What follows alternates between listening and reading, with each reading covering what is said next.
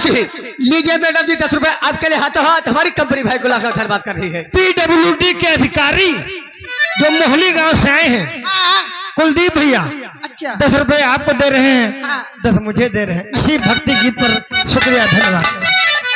हाथी में त्रिशूल गढ़वा, हाथी में त्रिशूल गढ़वा, सोलवा के हार रूपवा मनवा मोहत बा, हो रूपवा मनवा मोहत बा, बाड़ी शेर पे सवार रूपवा मनवा मोहत बा, हो बाड़ी शेर पे सवार।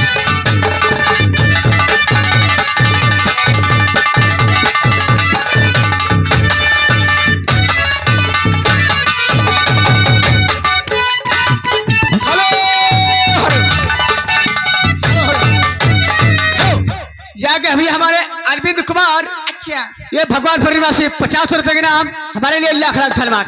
तुम्हारे लिए खूब मजा करता हूँ। एक हाथ चाक सोहे तुझे तलवारिया,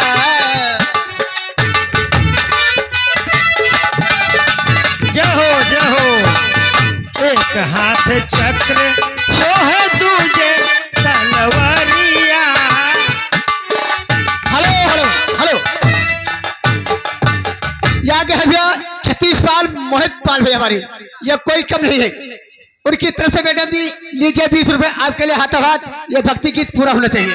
भाईजान के साथी, भाईजान हमारे 12 बाजार वाले के साथी कुलदीप भैया PWD के अधिकारी, अच्छा 10 आपके लिए भेजे हैं। इसी भक्ति गीत पर खुश होकर शुक्रिया, धन्यवाद। हो एक हाथ चाक सोहे तुझे तलवारिया, आगे चल के गूंजत बाटे भारी तेजकारिया।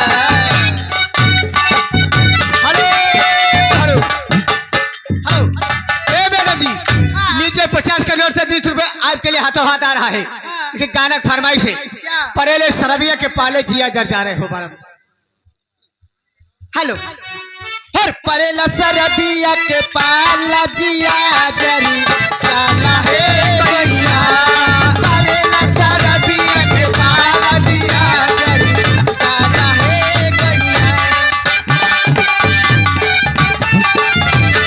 जिया जरी काला है गैया, जिया जरी काला है गैया, परेला हो परेला सरबिया के पाला जिया जरी काला है गैया।